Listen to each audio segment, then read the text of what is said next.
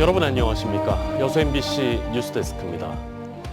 행정통합에 관한 도민들의 의견을 듣는 공청회가 오늘 마무리됐습니다. 고흥과 순천에서 열린 마지막 공청회에서 참석자들은 반도체 국가산단 유치와 국립의대 특별법 반영 등 동북권 균형 발전을 담보할 수 있는 통합이 이루어져야 한다고 강조했습니다. 유민호 기자입니다. 고흥과 순천에서 열린 마지막 행정통합 공청회에는 주민 수백 명이 몰렸습니다. 참석자들은 통합 과정에서 전남 동북권이 밀려나선 안 된다고 거듭 강조했습니다. 반도체 국가산단 유치와 동부청사가 통합 3청사의 취지에 맞게 기능을 확대하는 것을 못 박아야 한다는 주장입니다. 여기도 좀 규모를 더 키워야 되지 않냐. 행정력도 거의 비슷하게 만들어 가야 된다고 저는 보고요. 대통합이 되었을 때 소외되지 않는다는 게 단지 말에 그치는 것이 아니라 이런 특례법이나 조례로서 제정될 수 있는지. 최근 더불어민주당이 당론으로 발의한 전남 광주 행정통합특별법에 공립순천대와 목포대 통합의과대학이 빠져 있는 것에 대한 우려도 나왔습니다. 지역 의료 취약 문제를 구조적으로 해결할 수 있는 의대 설립 특례가 특별법에서 제외된 이유는 무엇인지 여쭤보고 싶습니다. 전남도는 통합의대 설립에 흔들림이 없다면서도 향후 특별법에 포함되도록 노력하겠다는 입장을 내놨습니다. 제일 중요한 것은 되느냐 안 되느냐가 법안에 넣는가 안 넣는 것보다 더 중요한데 우리는 지금 되고 있고 충청권은 법안에는 들어있지만 안 되고 있다 하는 말씀을 드리고, 여전히 공청회와 시도의회 동의로 지역의 생존과 미래를 결정해선 안 된다는 목소리도 계속됐습니다. 그런데 이 중차대한 일을 하면서 주권을 가지고 있는 바로 우리가 피부로 느낄 수 있는 주민들의 의견을 전혀 듣지 않습니다.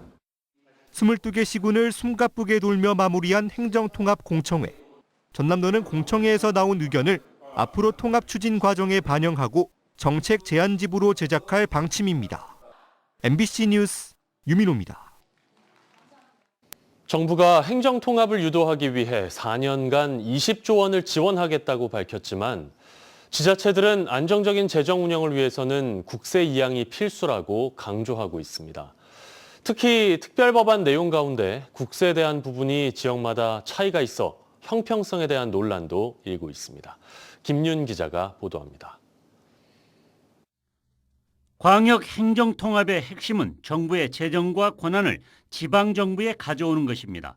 통합특별시는 이를 통해 정부 의존을 낮추고 경제와 산업 자생력을 키워 수도권 1극 체제를 극복해야 하는 과제를 안고 있습니다. 그래서 지속가능한 자치재정 확보 방안은 특별법의 핵심 중에 핵심으로 분류되고 있습니다. 정부는 일단 매년 5조 원씩 4년간 20조 원을 지원하겠다고 밝혔습니다. 하지만 통합에 나서는 광역 시도들은 한결같이 4년 이후 지속 가능한 재정 확보 방안이 부족하다고 지적하고 있습니다. 지방정부의 국세 이양이 필수적이라는 이야기입니다. 광주 전남은 특별법 초안에 양도세와 법인세, 부가세 등의 국세 이양 비율을 명시했지만 발의된 법안에서는 모두 삭제됐습니다. 특별법 총칙에서만 국세 세목을 이양하는 방안을 조속히 시행해야 한다는 선언적 문구로만 남았습니다. 광주 안과 전남 안이 달랐던 통합교부금도 통째로 사라졌습니다. 반면 충남대전 특별법은 민감한 재정부문 조항이 무더기로 잘리지는 않았습니다. 법인세와 부가세 등은 빠졌지만 양도소득세를 이양하는 안으로 살아남았습니다. 특히 전남 광주 법안에는 없는 통합특별교육 교부금 조항을 신설해 내국세 총액의 0.3%를 지원받도록 명시했습니다. 민주당에서 같은 날 당론으로 발의된 특별법이라는 점에서 형평성 문제가 벌써 제기되고 있습니다. 우리 지역이 불이익을 받는 경우, 또 타 지역보다 덜 받는 경우 이런 것들이 없도록 철저히 점검하고 또 법안 심사 과정에서 보완하겠다 이렇게 약속드립니다. 정부도 전남 광주와 충남 대전에 이어 대구 경북까지 통합에 나서면서 고민이 깊어지고 있습니다.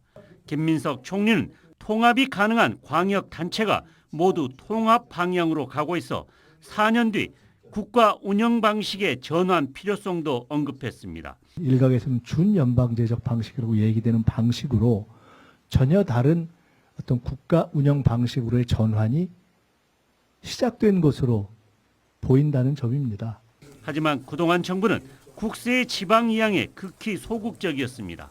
실제로 제주특별자치도는 출범 20년이 지났지만 형평성 등을 이유로 재정 권한을 이양받지 못해 반쪽짜리라는 볼멘 목소리가 끊이지 않고 있습니다. 결국 특별법 몇 개 조항을 고치는 것과 별개로 세법 자체를 개정해 국세를 지방으로 과감히 넘기는 근본적인 처방이 필요하다는 지적입니다.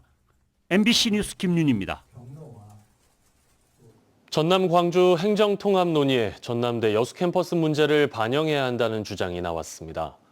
구민호 여수시의원은 임시회 본회의 자유 발언을 통해 여수대와 전남대가 통합된 지 20년이 지났지만 학생 수가 크게 줄고 의료 인프라를 구축하겠다는 정부 차원의 약속도 지켜지지 않았다며 행정통합 논의에 여수 캠퍼스 활성화와 국립의대 부속병원 설립이 반영돼야 한다고 주장했습니다. 구 의원은 전남 광주 행정통합은 단순한 행정의 결합이 아니라 여수의 미래를 다시 설계하는 과정이라며 집행부가 적극적으로 나서야 한다고 강조했습니다. 광주 전남 시민사회가 행정통합특별법 특례조항 수정을 요구하며 릴레이 피켓 시위에 들어갔습니다. 광주 전남 시민대응팀을 구성한 지역 11개 시민사회단체는 오늘 민주당 광주시당 앞에서 기자회견을 열고 행정통합 이후 권한 집중을 견제할 장치가 부족하다며 특례법 독소조항 삭제를 촉구했습니다. 이들은 주민투표와 주민발안 요건 완화 등을 요구하며 오는 6일까지 시위와 서명운동을 이어갈 계획입니다. 행정통합특별법이 통과되면 단체장뿐만 아니라 교육감도 전남과 광주를 통틀어 한 명을 뽑게 됩니다. 하지만 교육감 선거는 다른 선거에 비해 유권자들의 관심이 적은 데다 후보 단일화 등 여러 변수가 남아있어 선거 판도는 안개 속입니다. 김단비 기자입니다. 현직을 포함해 전남과 광주 지역의 교육감 후보는 10명 안팎입니다. 먼저 재선 도전이 유력한 김대중 전남교육감과 이정선 광주교육감은 행정통합 공청회와 토론회 등을 통해 현직 프리미엄을 극대화하고 있습니다. 반면 현직에 맞서는 다른 후보군의 셈법은 복잡합니다. 일단 도민이 직접 교육감 후보를 뽑자며 전남 지역 시민사회단체가 구성한 공천위원회는 사실상 멈춰섰습니다. 경선을 통해 단일 후보를 내기로 했는데 후보 토론회는 취소됐고 경선 일정도 무기한 연기됐습니다. 전남과 광주를 통틀어 한 후보를 배출하자며 광주 지역 공천위의 만남을 제안했기 때문인데 아직 구체적인 일정은 잡히지 않았습니다. 교육통합이라는 상황이 변했으니 광주 전남 공천위가 서로 만나서 이야기를 해보자. 또 공천위 경선 방식을 두고 후보들 사이에서 의견이 엇갈리면서 전남교육감 선거에 출마 예정이었던 문승태 순천대 대외협력 부총장은 단일화 불참을 결정했습니다. 여기에 입지자가 선거를 포기하는 경우도 배제할 수 없습니다. 넓어진 선거구만큼 비용도 공약도 부담인데 통합단체장과 달리 교육감 선거는 정당 차원의 도움을 받을 수 없기 때문입니다. 선거구가 넓어지면 당연히 조직과 비용을 소환할 수밖에 없는 거잖아요. 심리적으로는 훨씬 그거보다 크게 압박으로 다가오기 때문에. 예비 후보자 등록이 시작되면서 선거 시계는 빨라지고 있지만 교육감 선거의 경우 여러 변수가 존재해 선거 구도가 흔들릴 가능성이 큽니다. MBC 뉴스 김담입니다. 오는 6월 3일 치러지는 전국 동시 지방선거와 관련해 도지사와 교육감 예비 후보 등록이 오늘부터 시작됐습니다. 전남과 광주의 경우 행정통합이 추진되고 있지만 아직 특별법이 제정되지 않아 전남지사와 광주시장, 전남교육감과 광주교육감 예비 후보 등록이 각각 진행됩니다. 현재 전남 광주 통합단체장 후보군으로 8명 정도가 거론되는 가운데 국회의원이 예비 후보로 등록하기 위해서는 사퇴를 해야 하기 때문에 실제 예비 후보로 등록하는 입지자는 많지 않을 것으로 보입니다. 광양항 배후단지 내 금속성 폐기물의 처리 문제를 두고 관계기관들이 수개월 동안 책임 회피성 공방을 벌이고 있는데요.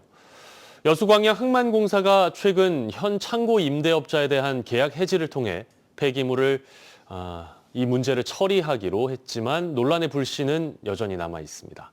김주희 기자의 보도입니다. 지난해 9월 광양 배우단지 내 물류창고에서 발생한 금속성 폐기물 화재. 광양경자청, 여수해수청, 항만공사 등 관계기관들은 환경재난과도 같았던 대형 화재 이후 폐기물 처리 주체와 방법 등을 두고 첨예한 입장 차이를 보이고 있습니다. 폭탄 돌리기가 무한 반복되고 있는 상황 속에서 여수광양항만공사가 최근 새로운 해법을 제시했습니다. 공사가 금속성 폐기물 처리에 책임이 없다고 주장하고 있는 현재 창고 임대업자에 대해 자유무역지역법에 따라 계약 해지 조치하기로 한 겁니다. 동시에 새롭게 선정될 창고 임대업자에게 운영권과 함께 폐기물 처리 의무도 부여하기로 했습니다. 다음에 들어올 입주 업체가 창고 내에 있는 이 폐기물을 이제 반출하는 조건으로 이렇게 이제 이 양수도를 진행하려고 지금 계획하고 있습니다. 이를 위해 공사는 창고 임대업자에 대해 청문 절차를 거쳐 계약 해지 절차를 진행할 계획입니다. 공사 측은 올 하반기 안에 금속성 폐기물의 처리가 가능할 것으로 보고 있습니다. 계획대로 진행이 된다면은 올 하반기 정도에는 아마 폐기물 반출이 시작될 것으로 예측을 하고 있습니다. 하지만 창고업자는 강하게 반발하고 있습니다. 최근 행정심판위원회가 경자청의 조치 명령에 대한 취소 청구를 인용한 점을 언급하면서 공사 측의 부당한 계약 해지가 이루어지면 법적 소송에 들어가겠다는 강경한 입장입니다. 책임을 전가하는 회의부터 잘못된 겁니다. 계약 해지하면 그 처분을 해야지한 것에 대해서 부당한 거를 저희들이 법으로 이제 손을 제기하든지 그렇게 대응을 해야 되겠죠. 공기 중 수분에 노출되면 발화하는 위험천만한 광양항 배우단지 내 12,000여 톤의 금속성 폐기물. 항만공사가 새롭게 추진하고 있는 처리 방안이 해법이 될지 아니면 법적 공방까지 더해 더욱더 상황을 악화시키는 결과를 초래할지 지역 내 기대와 우려의 시선이 교차하고 있습니다. MBC 뉴스 김주희입니다. 여수 광양항만공사 사장 공모에 모두 18명이 지원했습니다.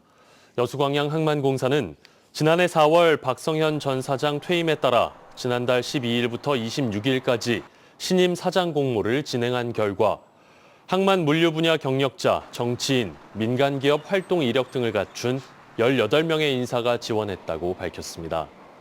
해수부는 항만공사가 서류 심사와 면접을 거쳐 복수의 후보자를 선정해 추천하면 해양수산부 장관의 제청을 거쳐 임명권자의 재가로 최종 신임 사장을 확정합니다. 공사가 끝나기 전에 업체에 대금을 준 광양시 공무원들이 벌금형을 선고받았습니다. 광주지법 순천지원은 배임, 허위 공문서 작성 등의 혐의로 광양시 공무원 3명에게 각각 벌금 1,000만 원, 500만 원씩을 선고했습니다. 이들은 시가 발주한 사업 과정에서 공사를 준공한 사실이 없음에도 마치 준공한 것처럼 서류를 꾸민 혐의 등을 받습니다. 광양시는 해당 건설업체와 배수지, 가압장, 상수관로 개설 등 총 25억 원 규모의 계약을 체결했지만 지난 2019년 업체가 폐업하면서 수십억 원에 달하는 미시공 공사비를 돌려받지 못했습니다. 날씨 정보 전해드립니다. 내일은 입춘입니다. 하지만 아침 추위는 이어지겠고 한낮에는 기온이 오르겠습니다. 전남 동부권의 내일 아침 최저 기온은 1도에서 영하 4도, 낮 최고 기온은 10도에서 12도로 오늘과 비슷하거나 조금 더 높겠습니다. 바다의 물결은 남해서부 앞바다에서 0.5m, 먼바다에서 최고 1m로 잔잔하게 일겠습니다. 이번 주 목요일까지 낮 기온이 10도 이상을 기록하며 큰 추위는 없겠지만 금요일부터는 기온이 다시 떨어지면서 춥겠습니다. 순천시가 반도체 국가산단 유치를 위한 분야별 자문위원을 위촉했습니다. 이번 자문위원단은 권석준 성균관대 교수를 비롯해 대학과 연구기관, 시민사회 등 각계 전문가 8명으로 구성됐습니다. 위원들은 앞으로 반도체 산단 유치 전략과 전력 용수 등 핵심 인프라 대응 방안, 중앙부처 협의 지원 등 여러 방면에서 자문 역할을 수행할 예정입니다. 광양시의 청년 중심 복합문화공간 조성 사업이 본격적으로 시작됐습니다. 광양시는 청년들을 중심으로 모든 세대가 어울릴 수 있는 복합 문화 공간인 젊음의 광장을 조성하기로 하고 후보지와 전남 특구 사업 연계 가능성 등을 검토하기 위한 용역에 들어갔습니다. 광양시는 오는 6월 용역 결과를 기반으로 지역의 청년들이 실질적으로 원하는 공간이 될 수 있도록 구체적이고 실현 가능한 기본 계획을 수립할 방침입니다.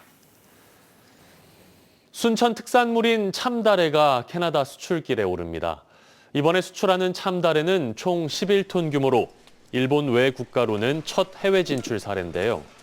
순천 참다래는 맛과 품질을 인정받아 매년 200톤 이상 일본으로 수출되고 있으며 생산지는 나간, 별양, 해룡, 서면 일대입니다.